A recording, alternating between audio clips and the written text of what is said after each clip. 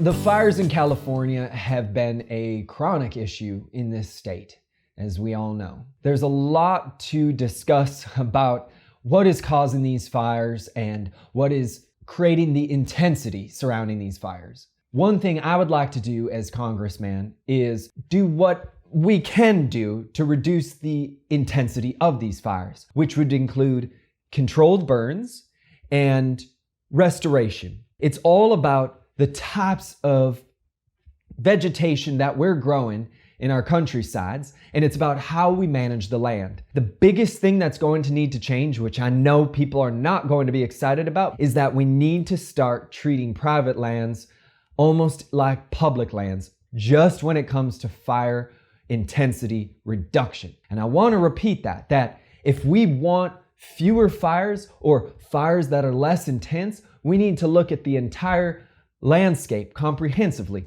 not just nature land versus private land. We need to look at all of it together to be safe.